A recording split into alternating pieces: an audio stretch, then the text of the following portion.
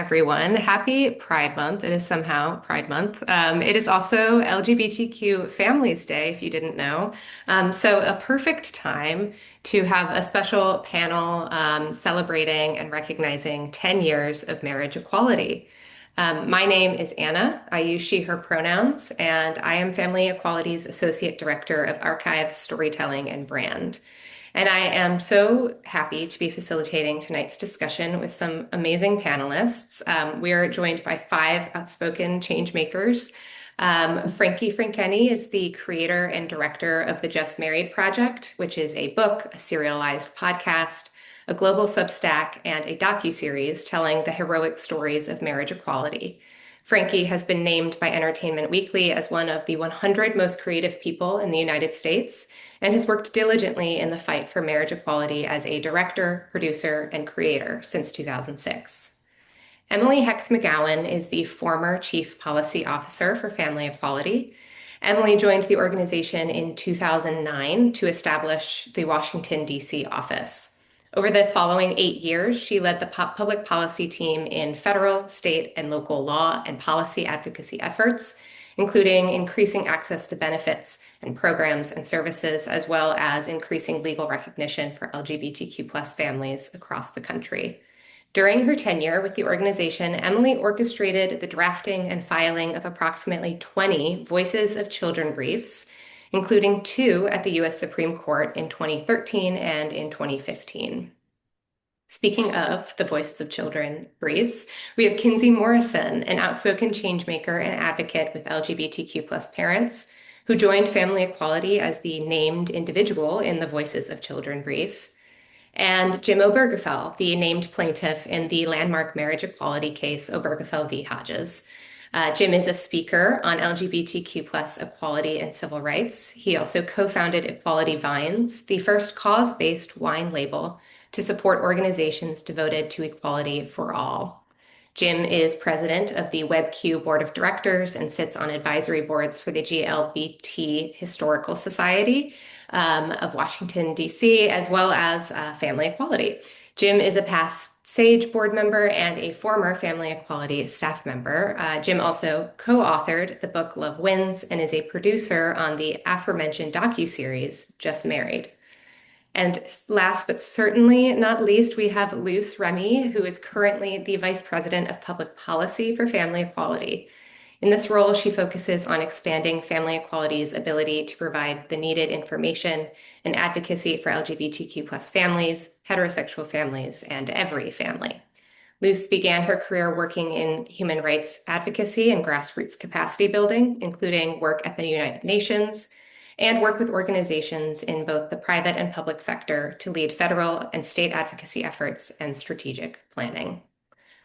So, we are all here tonight to talk, of course, about 10 years of marriage equality, to talk about how we got here, where we're headed, and what we can take from that victory into the work ahead. Because as we'll discuss tonight, and as we all know deeply at this point, the work didn't end when nationwide marriage equality was granted 10 years ago. Today, of course, we face overwhelming threats to our freedoms. Last year alone, we witnessed more than 550 anti-LGBTQ plus bills in states across the country, many targeting LGBTQ plus youth and families in particular. As we'll hear more, the courts have signaled threats to marriage equality, and even more pressing, our trans siblings are facing attacks on life-saving healthcare, their safety, their authenticity, and well-being. So with all of that happening today, it might make you question why we should even take the time to acknowledge an anniversary like this one. And to that, I would respond with a James Baldwin quote, or a paraphrase of a James Baldwin quote. You think your pain and your heartbreak are unprecedented in the history of the world, but then you read and find the things that tormented you the most were the things that connected you with all the people who were alive and have ever been alive. In other words, we are learning about our recent history tonight, and we are letting it radicalize us. The story of this victory is, of course, the story of a lot of really brave, genius, powerful figures, but also it's the story of everyday families who spoke up and advocated for what was right. Families like Zach's, who celebrated a commitment ceremony in 1996 and then a legal ceremony in 2009 when Iowa legalized same-sex marriage. Zach, just a few years later, would give testimony against a marriage ban amendment in his state that went totally viral and became featured in Family Equality's Voices of Children briefs. Families like Russell and Mark, whose whole family trekked from Ohio to New York just to get married. Families like Sean and Gerald, who had to get married during their lunch hour on Halloween before the 2008 election because their child came home from school asking them about Prop 8. Families like Marky and Sarah, who had only been dating for 3 months when they were featured on the cover of the Seattle Times for a Prop 8 protest. That is how they came out to their family. So talk about a headline grabber. And eventually they officially got married in 2016 after an underwater proposal, which you can see on this slide. I'd like to showcase the role of LGBTQ plus families and the Voices of Children's brief, give you a little bit of a background on that before we dive into discussion.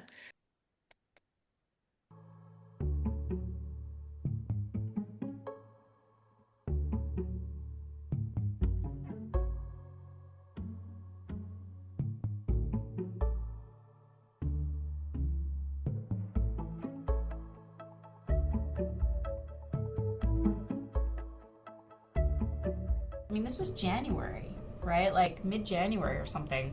And the briefs were due soon. But when you get asked to do something like that, the answer is yes, I can. There was this recognition that the compelling argument that marriage equality benefited our kids, that it provided them legal protections, that it made them understand that their families were real and mattered and were authentic. I think there's a potential for a light bulb moment, right? Oh, these are just kids. And of course, we want their family to feel stable and safe.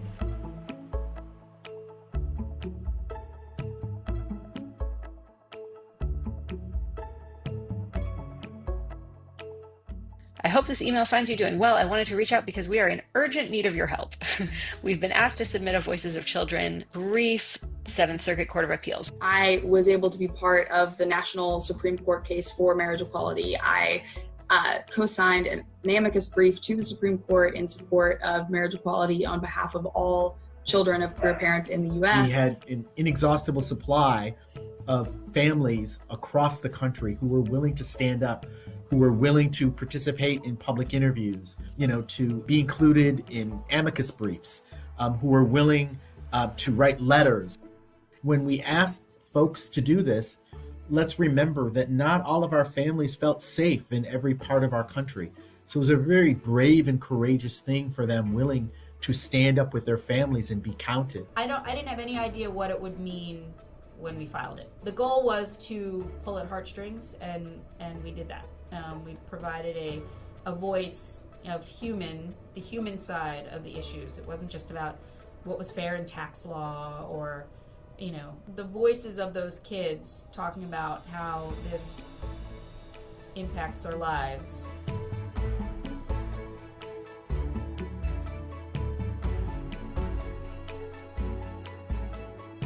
And I was standing outside with the people during the rally, and I'm getting text messages from my wife telling me that Justice Kennedy had just quoted from our brief during the oral argument. He read it clearly. That brief, as you probably know, was the first, and it was one that Justice Kennedy held up from the bench and said to the opposing counsel, "Have you seen this brief? What do you think about the children?" Yeah, that was, I remember wishing that I were 20 years further in my career so I could just retire, because I knew that nothing more exciting than that would ever happen. I think family equality doesn't get enough credit nationally for marriage equality, because I think that brief was enough to cement Justice Kennedy, which is what won us the case.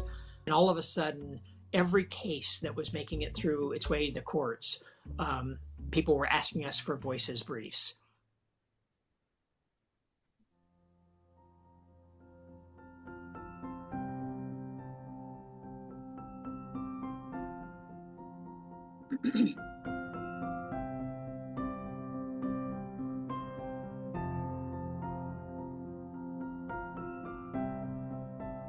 I'll never forget that day, and I'll never forget just the joy and the relief that people felt in that moment when all of the hard work of our organization, our sector, and all of the people who had come before us, many of whom could not be there to see this day, when we really understood that our collective hard work, decades of work, had finally come to a result that we all could be proud of. It was just an amazing feeling. It's like, it happened, you did it, we did it, we're part, and we were really part of it. Voices of the Children was mentioned, and that's not the only case, but that case, it was talked about, and it was in that moment, sitting at that desk, the white desk against the white wall, and thinking, okay, after the excitement dies, like, now we have to prove that this fighting for marriage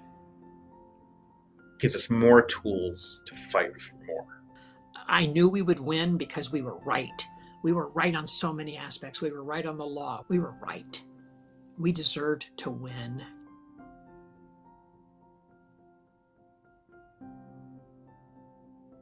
All right. So with that background, you can see clearly that marriage equality, the story of marriage equality is really the story of everyday people who stepped up and spoke out. The dozens of youth and families who shared their story for the Voices Brief, the LGBTQ plus movement experts involved in that brief strategy, the artful storytellers that we have here today, and the brave plaintiffs involved in these cases really helped shape the course of history. And we are talking with a lot of those folks right now. So hello, hello, hello.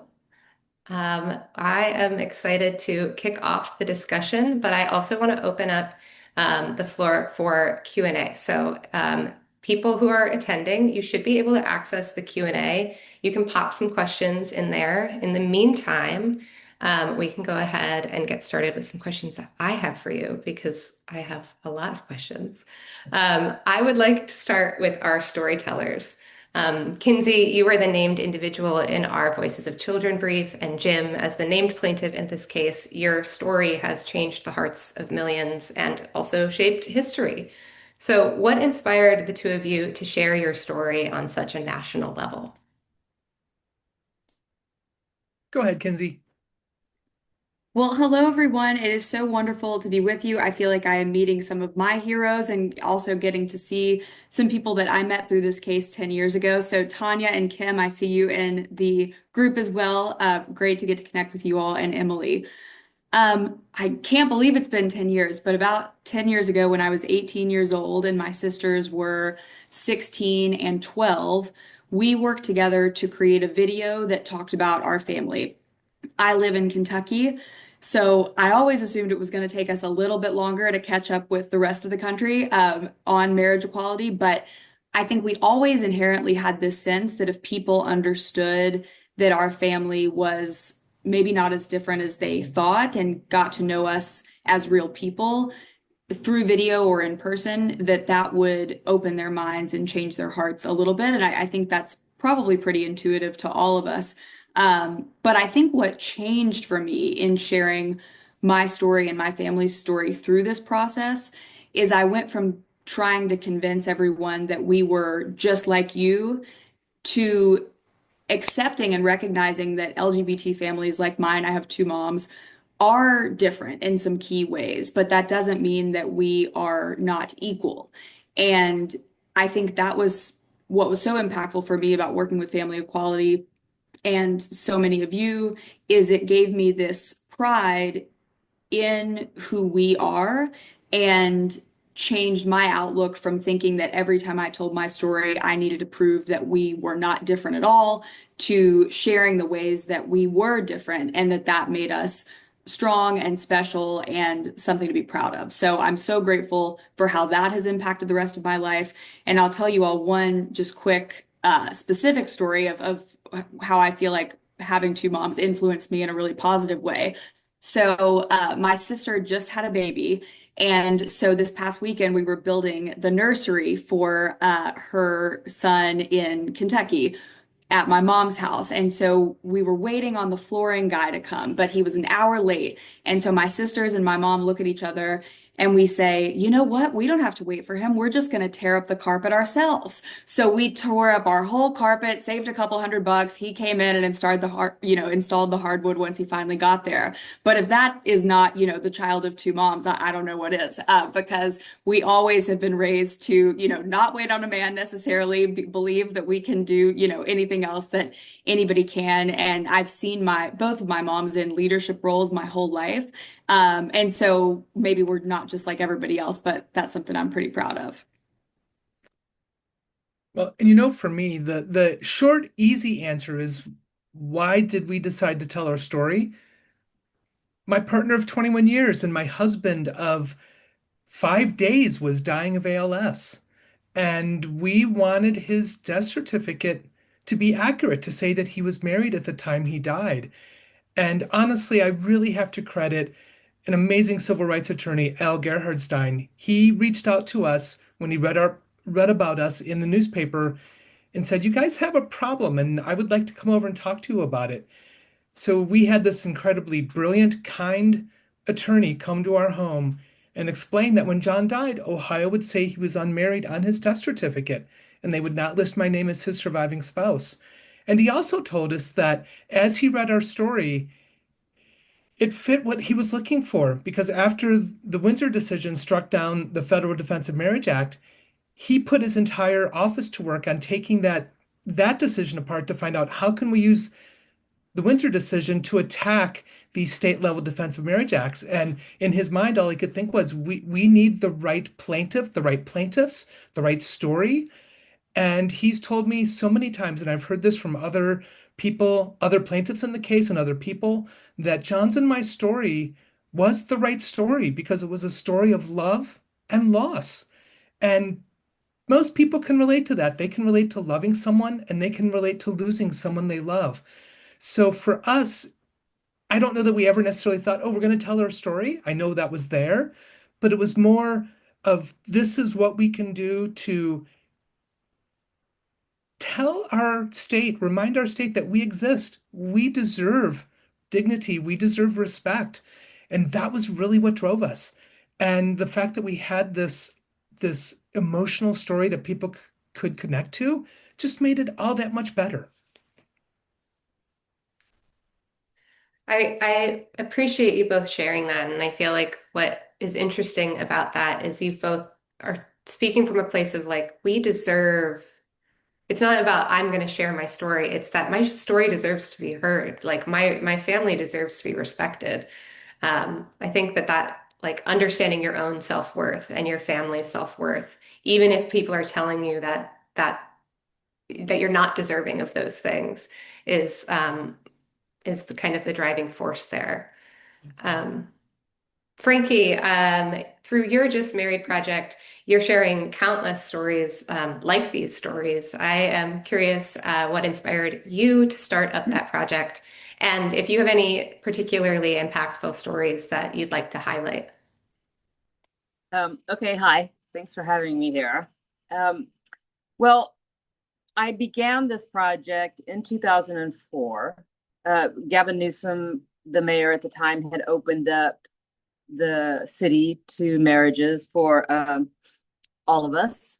And many of my friends went out and joyously got married and had honeymoons. And, about less than around a month later, they started receiving what I call refunds for their marriages because the marriages were voided.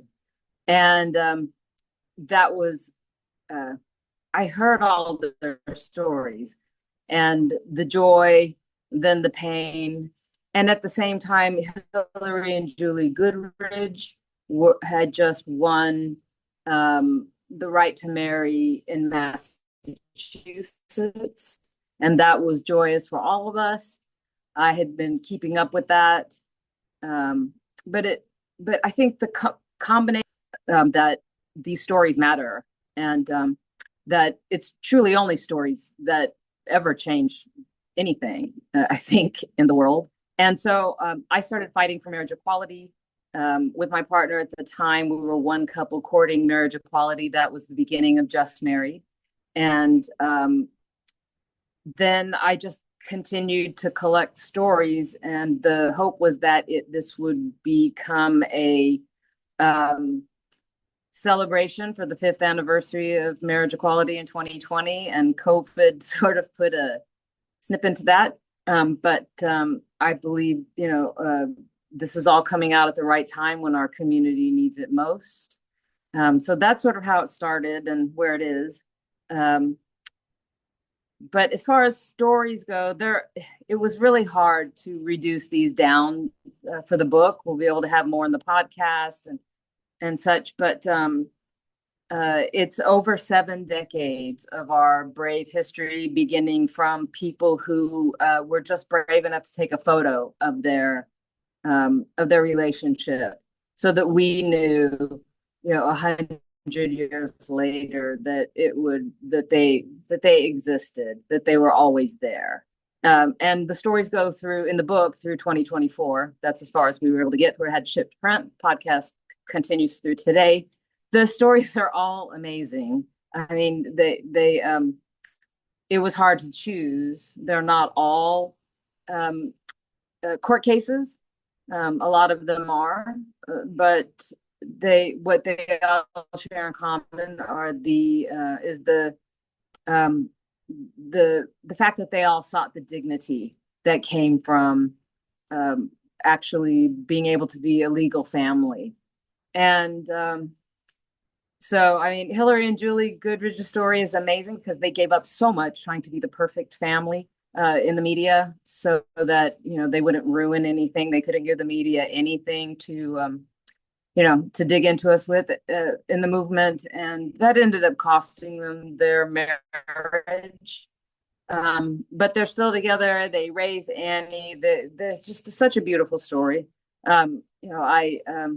I met one of the people in the 1980s in our book, Karen Thompson. She was touring the country, telling people about her relationship to Sharon Kowalski, who had become quadriplegic in a car accident. And her parents took custody of her, took off her partnership ring, dumped her into a rest home, and forbade Karen and her friends all contact with Sharon. And Karen went on the road telling her story, TV, my college campus, anywhere people would listen. And in the process, this was, as the AIDS crisis was in full bloom. So in the process, she was able to teach our community about legal paperwork, the importance of legal paperwork. And she ended up doing so much for disability rights and partnership rights. But it took her 9.5 years to get Sharon home. And she never gave up. And Sharon came home. And they lived together until Sharon passed away October last year. So, but there's so many amazing stories. There's not one in the book that wasn't amazing, and there are so many amazing stories that we didn't have room for. But they're all triumphant stories in their own way, and each one of them led to more stories, opened the door for more stories. And it's also a story of coming out. So you see during the AIDS crisis that so many people were forced out to coming out and telling their stories to friends and family because they were dying, and people that didn't want to come out, but they had to. And that was the biggest sort of explosion of our storytelling, and it continued. And as celebrities started coming out and activists came out to tell their story because they were fighting for their families, more people came out and more people came to our side. And so I think the entire project, I hope, is empowering, that it's a roadmap for people for the future to see that we have battled presidents, politicians, preachers, and public opinion before with a lot less allies and a lot less organizational support. And we'll do it again because love truly is, to quote Jack Baker and Michael McConnell, who got the first legal marriage license, legal same-sex marriage license in the world, thanks to Jim and John's case in 2015, 5 decades after they fought for it. These stories show not just why they did it, but how they did it. And that's what we need right now. We need our history, and we need our stories to empower the next generations and to know that they can do it. Well, and that's what I so appreciate about this project is it showcases just how, I mean, it's not even how long we've been at it because we've been at it for centuries and centuries and centuries. It's more like it shows a larger picture of the history than what we get. And we were actually just talking about that before we all got on here in front of the attendees, that our families have been doing this for a long, long time, even before there was a legal way to do it. I would love to kick things over to all of our storytellers, but I'm going to include Emily in this because Emily was the brains behind the voices brief. So I want to hear if you all had any moment where you felt like your storytelling made a difference. Like obviously we see right now that it did, but when was the moment where you really were like, oh, this is about to be something? And it can be like one person you talked to or, getting the Supreme Court to grant marriage equality nationwide. So who wants to start? I will. I mean, I have countless situations, countless examples of this, but I think for me, one of the most memorable, and that's the one I always think of when I think of the power of storytelling, was when I was in the Supreme Court for oral arguments. I was sitting out in the courtroom and people around me didn't know who I was at first, but then that came out. And the gentleman sitting next to me said, Jim, I just want you to know your and John's story really had an impact on my twin brother, who's a Roman Catholic priest. He called me this morning when I was on the way to the courthouse to say, Rob, I watched a story about the named plaintiff and his late husband, and it's made me rethink my opposition to marriage equality. A few minutes later, Rob then turned to me and shook my hand and thanked me for doing the right thing in fighting for marriage equality, and then told me that our story also changed his mind as an evangelical Republican.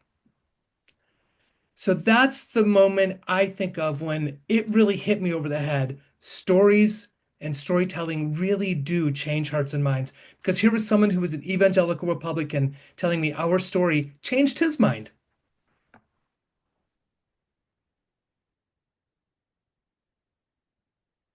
Well, I can tell you from kind of a historical movement perspective, where I think there was a switch that flipped a little bit. 2008, um, Prop 8, we had the election of Barack Obama and the passage of Prop 8 on the same night.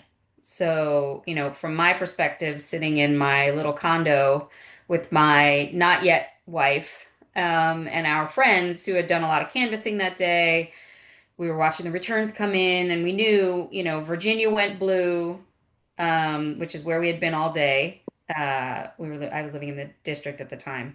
Um, we knew that was it. As soon as they called Virginia blue for Barack Obama, they called the election. And then we kept watching refresh, refresh, refresh for the California returns. Um, and it was that night was like the highest of highs and then a kick in the stomach. And I remember having conversations with family members the next day, family members who, I had been out to for many years, who, Sharon and I, we were engaged at the time. So we were already planning to get married. knew where we were on this, but kind of like, they were like, well, just kind of get over it. It's, you know, life goes on, be happy with with what we achieved last night and, keep moving. And for me, that was kind of like, how tone deaf can you be, right? Like I wasn't putting my sorrow on them. They called to check in on me, right? Like so, but from a movement perspective, that night was the realization that we had this gigantic thing in California. We had marriage equality in the largest state in the country, in the eighth largest economy in the world, right? Like this was huge. And when we lost California, there was a real internalization and a real conversation amongst movement leaders, the groups that were at the forefront of this fight, right? The litigation groups, the LGBT groups. And people were kind of like, what are we going to do? And we kept losing at the ballot, right? Every time marriage equality went up for a vote, we lost. And the problem was the messaging, right? It didn't resonate with people who were going to the ballot box that we wanted the same rights as they had, the same responsibilities as they had. You could get that with domestic partnerships, right?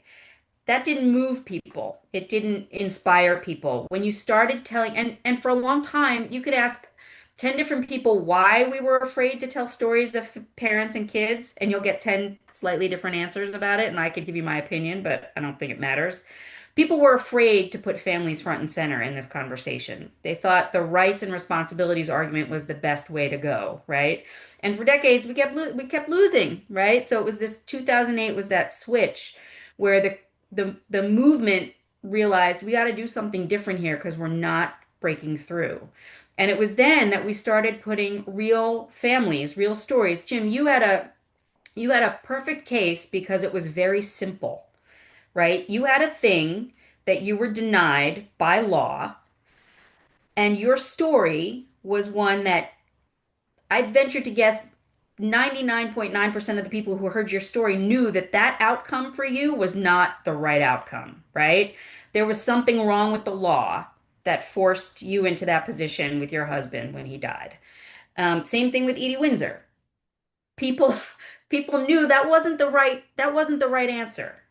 But you needed something to kind of tug at those heartstrings. And I think when we started putting families front and center and started really showing not just the legal and the practical and the financial impact, but really what it meant from a dignitary perspective, right? It's not just about these two people, but when you take their kids and those kids are going to school every day and they're hearing that their families are not as worthy as other families, right? That was where those briefs, right? We were really able to showcase how not only the absence of marriage equality, how it impacted young kids or kid, even, I mean, we interviewed adults who grew up with same-sex parents who would talk about how it impacted them, what the negative impacts were, but also what the positive impacts were for kids whose parents could be married, because we had people in our briefs whose parents could be married. So, it was that narrative switch. You had to put the human face. It's about rights and benefits and all those things. But when you really get down to it, what Justice Kennedy talked about was the dignitary harm, right, to families. He was all about dignity. And that's the piece I think that really, when we finally got there as a movement and started putting faces on these legal issues, I think that's where we really started to turn. In 2012, marriage equality was on the ballot in 4 states, mine included, in Maryland. We won in all 4 states because we started telling the human sides of those stories. And then you had Windsor decided in 2013, and you had Obergefell in 2015. It's oversimplification of how that worked, but I think 2008 for me is kind of that real bright line switch that flipped. Anna, the only other thing I will add, totally agree with what Jim and Emily said too. I've had people who were very conservative Christian or different religions who say that they've opened their mind more because of hearing our story and stories like the ones Emily was talking about. But I think what's even more impactful to me is, especially in Kentucky, when I have a peer or, when I was in high school, kids who were gay or trans or maybe had gay parents themselves and said that because I shared about my family, they felt more comfortable coming out or sharing about their family too. And I think that was an important lesson for me, even as a 15 and 16-year-old, is that I might be afraid to tell people that I have two moms. But if I feel that fear, imagine how much the gay kid from Eastern Kentucky feels afraid to say that he is gay. And knowing that I had the power to make them feel a little bit braver and to know that they had at least one person in that room who was going to protect them and fight for them, that to me is more motivating than anything, even though I completely agree. Telling our stories is also the way I think to open minds and hearts of people who are in opposition. But I think both are equally important because when you can make the people in our community feel a little bit braver, that makes us all stronger as we fight, the fight from 10 years ago and all the fights that we're fighting now too. And I just wanted to hop in to say, to add into on what Kinsey said, and as well as from Emily, as someone who at the time was outside the movement, I remember particularly, Emily, the Prop 8 fight, and actually having a family member, when I went to talk to them afterwards, sort of commenting on it and saying, I don't understand what all the fuss is about, yada, like, why are, it's not the biggest thing, everyone will be fine. And being able to point to the adoptive mother of one of my cousins and saying, you have met her mother, you have adoptive mother, you have met her adoptive mother's partner. What do you think of them? And the family member was like, oh my God, they're awesome. Da, da, da, da. And I was like, so why can't they get married? Explain to me, like, how is this special? How are they asking for too much if it's this couple? And this was a couple that we had all known for decades, that this mother had done all of these things to reconnect our cousin with our family. And my friend and my family member, who was deeply religious, was like, well, I don't know. And it started going into sort of religious arguments. I was like, but are you trying to tell me that this couple is not what God meant by a sanctified marriage, not what you think of when you think about partnership? And they were like, I don't know. They couldn't answer the question. And it led them to doing their own deep dive. And so that individual story from just someone who wasn't in the movement at the time, being able to put that hearts and minds to a couple and how they've operated in the world was deeply important. So I can say from someone who's outside the movement that storytelling effort, particularly starting with Prop 8, was so impactful.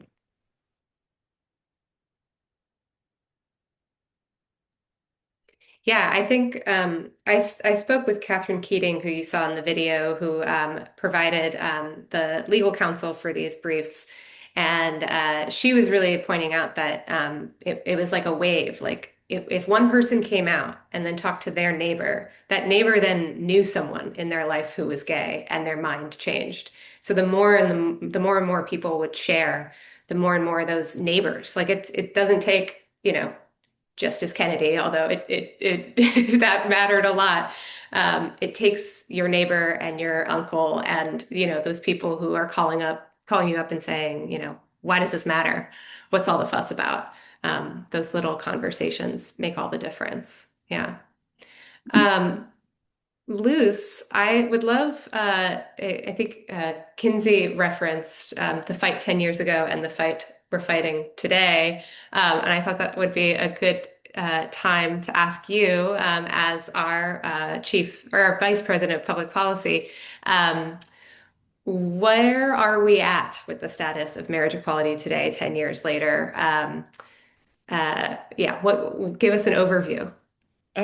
So I love this conversation. I want to keep the happy tone, sort of the happy tone of it all.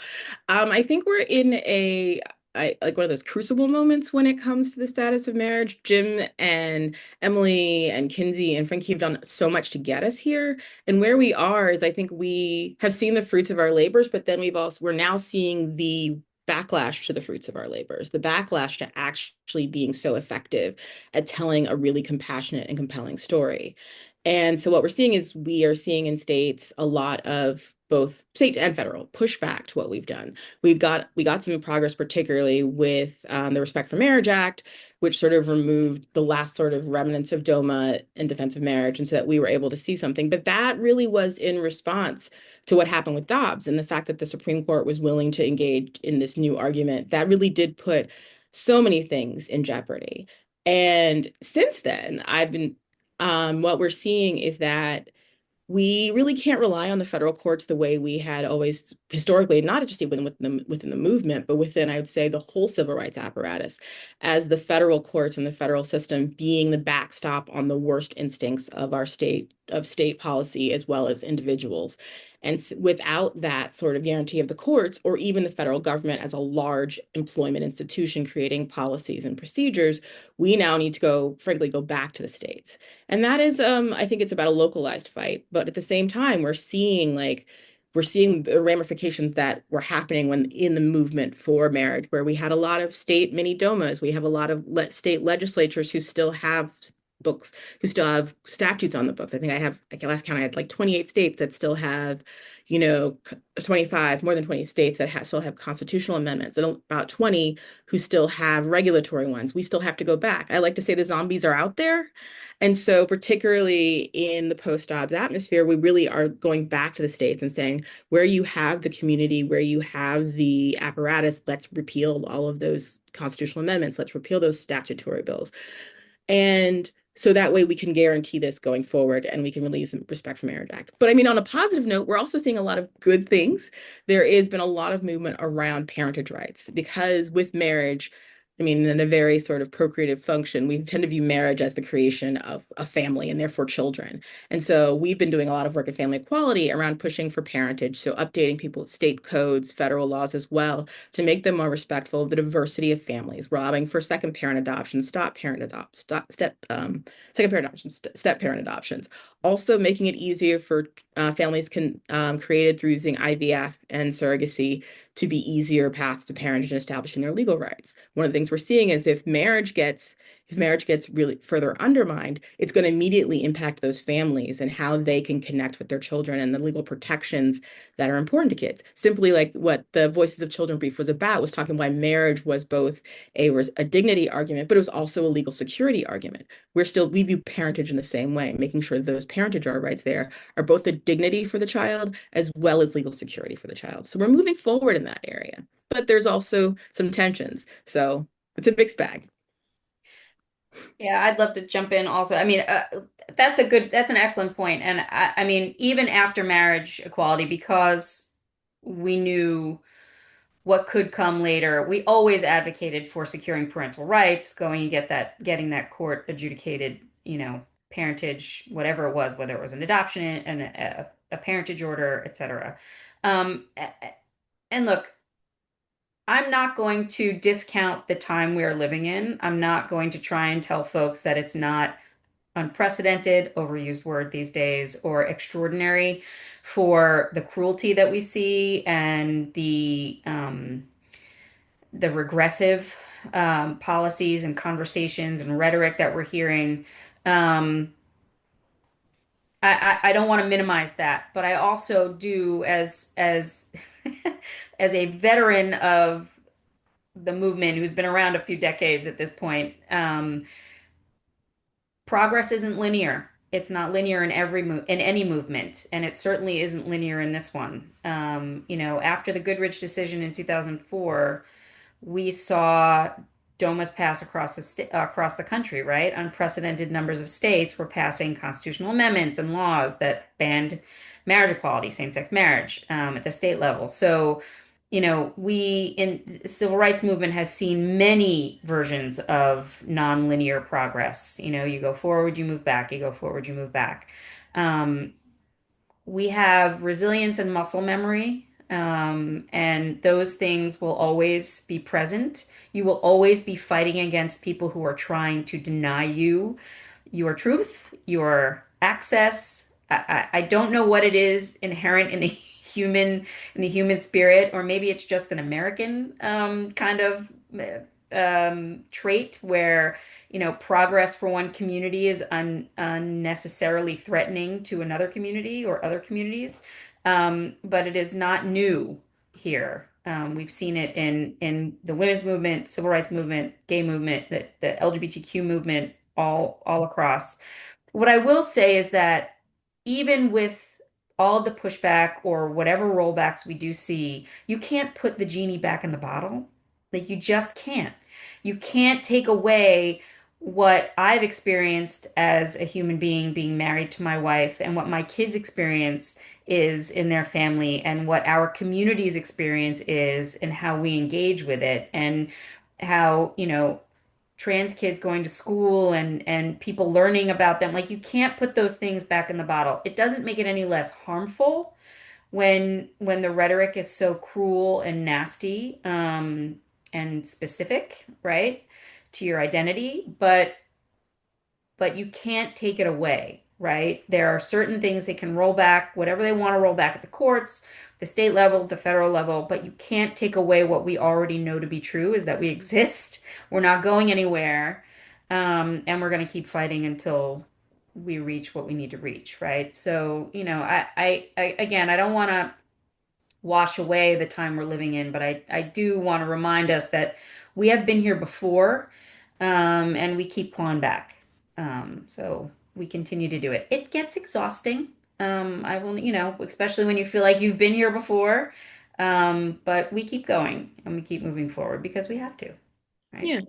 I would agree with that 100%. And I think also that it relates to something I think I've heard from civil rights advocates, which is that the extent of the backlash tells you how successful you've been. And so it's sort of weird on a day-to-day. It's like, oh, I'm flattered that I've been so successful. You have to go even more bigoted or even more complicated or even more like just far reaching in order to combat the level of success. But you guys have all done so much to get us here. And that's the thing that I think on the bad days I have to remind myself is that we're here because the response is because we've been so successful. We just have to keep plowing through. Well, I think to that end, as we're acknowledging the challenges that we're facing right now, I'd love to hear from all of you what you think we can learn from the marriage equality fight that we can take into the work that we're doing today, like across the board in the movement. Um, we have a victory that we can learn from. Like I said at the beginning of the webinar, learn your history and let it radicalize you, right? Like what lessons do we have here? I'll jump in first. I just think it boils down to what we said at the very beginning is to keep telling your story. The stories matter, whether you're telling them to your sister, family member, friend, colleague, client, stories are what shape the law. They're what change public opinion. And when public opinion changes high enough, then the courts follow along generally. But also, I think these are unprecedented times, and I think it calls for more than just storytelling. We need to, people need to donate. They need to volunteer. It matters. Just organizations like Family Equality need help, need money, need to continue to do what they do, fighting on the ground every day. I would say also dignity and specificity, and emphasis on both, like that dignity argument, talking about, particularly when we look at the attacks that are happening on issues related to the trans community, and what the pushback we need to have is that emphasis on the dignity of the individuals involved, the kids involved, and the specificity of it, not just being, well, this is a right or it's a medical procedure. It's like, no, this is about the dignity of an individual and the specificity and the specificity. And similarly, I also think in this moment, it is talking about taking people back to basics in some ways. It's understanding that all fights around policy, all of these large issues really are specific. I have this phrase I sometimes say to people. I was like bigoted politicians and individuals and policies start the same way a river does, by a couple drops of water and far, far away from the ocean, which means these people usually ran for office in a small community. And oftentimes, if they have those opinions, they tried them out on a smaller scale. If we are focusing on what's happening in our local communities, who is running for, council chairperson, who is running for school board, and what their policies are, we can push back on those policies both in our community that would deeply affects us, but we can also prevent some of the worst actors who seek power from getting further along. And also they understand that their community, their constituents are responding to them and they are watching what they do. I think for me, the fight for marriage equality was a fight for everyone to enjoy that right, not just some people, not just a specific part of our community.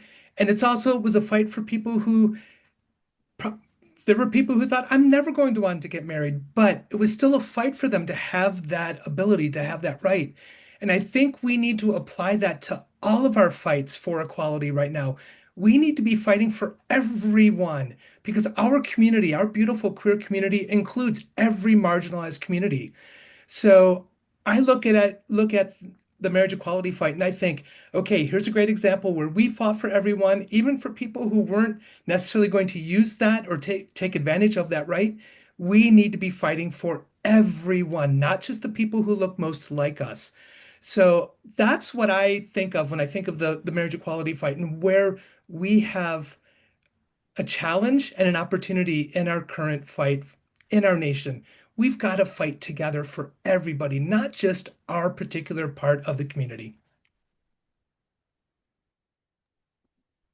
Jim, I completely Absolutely. agree. And I think one thing I've learned through the past 10 years is there absolutely is power in sharing your story, but I think there is also power in shutting up and handing someone else the microphone, especially if they are the ones most under attack.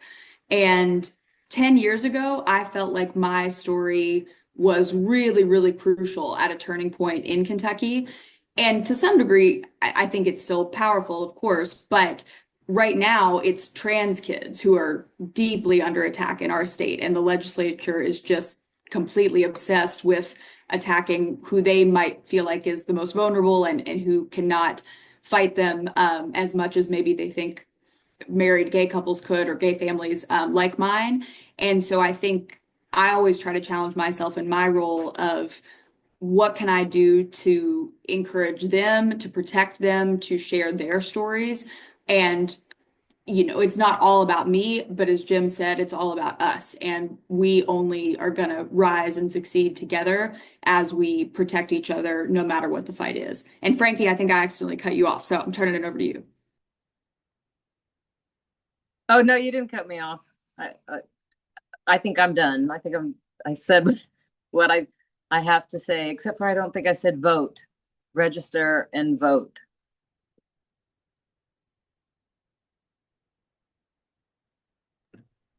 Emily, do you have a takeaway from the fight? I mean, I am,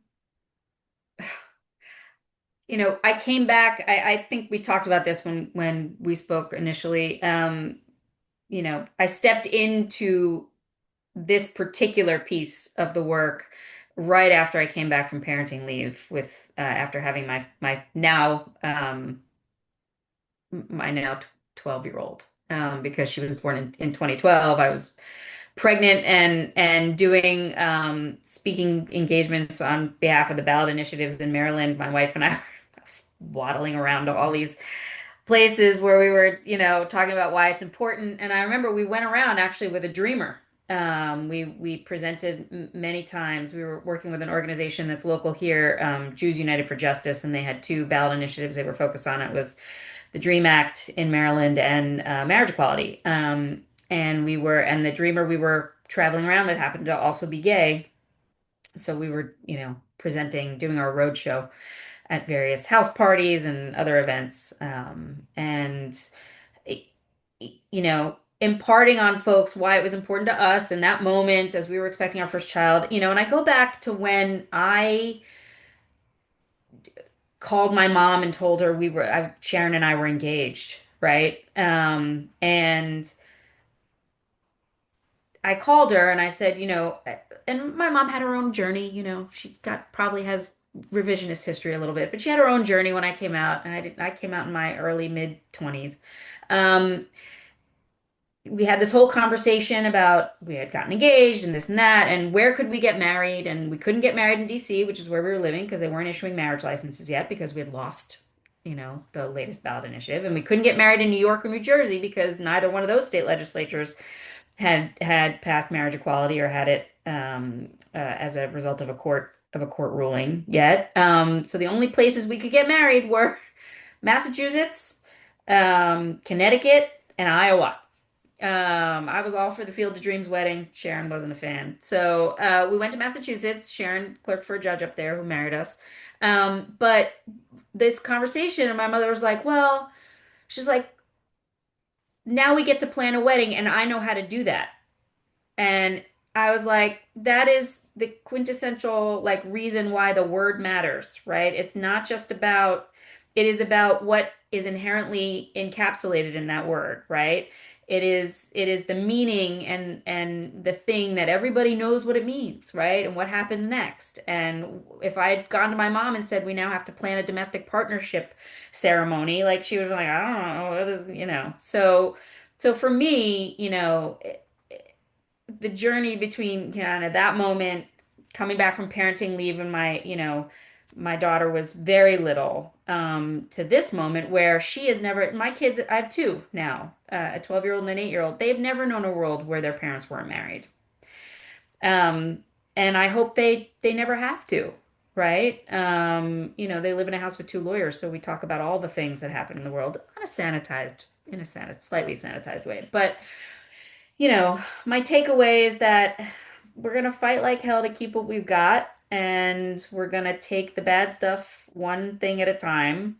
And as long as, Pride is a great time of year to have this conversation because you're so enveloped in the happy pride and the rainbows and you ask my kids what a rainbow flag means, and their answer is, my family's awesome. That's what they say. Rainbow flags mean my family is awesome. So,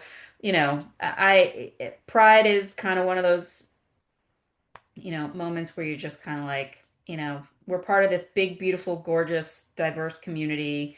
We all flow out into the streets and wish each other happy pride and put on our rainbows and our sparkles and sweat most of the time and remember that we are part of this club, this really cool club, that is really welcoming and really awesome. And we just have to remind everybody else that we're really welcoming and really awesome. And, my very inarticulate way of saying, I have to remind myself sometimes not to be so cynical. And Pride Month is, the second day of Pride Month is usually a good time to catch me because I'm kind of getting into the spirit. So. It is. It's a good time. I was Pride here was yesterday, and so I was watching all these families dressed up in matching outfits, matching Pride outfits all day. And it is hard to feel cynical when you can see that for sure.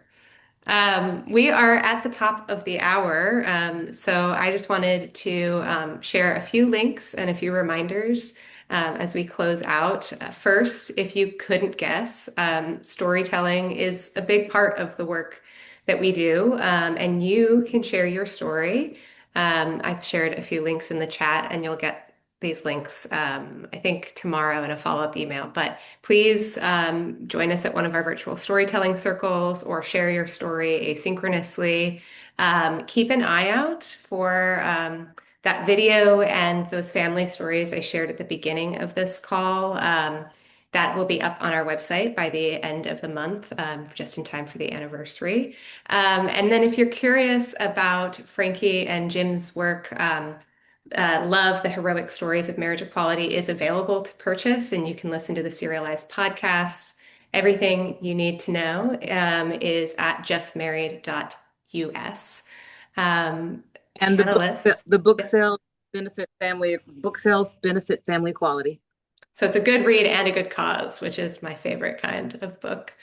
Does anyone else want to share anything you'd like to promote or spread the word on? Well, I would, on June 24th, which you can find out more on our website, but on June 24th, we will be doing a Love and Pride, which is a joy-filled, I hope, global storytelling celebration of the 10th anniversary of marriage equality, Pride, and the official debut of our project. It'll be hosted by Carson Kressley. You'll hear stories from the project, as narrated by George Bradtock Hay, Evan Wolfson, Stephen Romo. I hope you can get him in time. Jim Obergefell, Chris Perry and Sandy Steer, Jack Baker and Michael McConnell.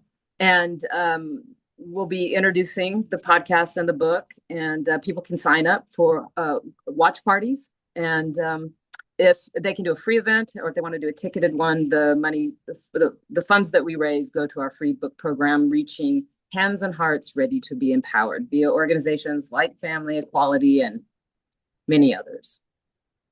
Yay. And we're doing in conjunction with USA Prides and Interpride. Lovely. Oh my gosh, how did you remember all that? I don't know. That's amazing. Well, I really want to thank you all for joining me tonight. This was a really inspiring discussion. I know that this is 1 hour of your life, but you all have dedicated hours and hours and hours and hours to this work over the course of your life. And so I'm thanking you for tonight and for all of those other hours that maybe were a little more thankless. I so appreciate you being here. And I appreciate everyone who tuned in and joined us. And I appreciate the cat that has just entered the video. I just kicked my cat off of video as well, which is a sign that perhaps we should sign off. So thank you, everyone. I so appreciate your time. And well, she was inspired too. So yes. It was great to see you all.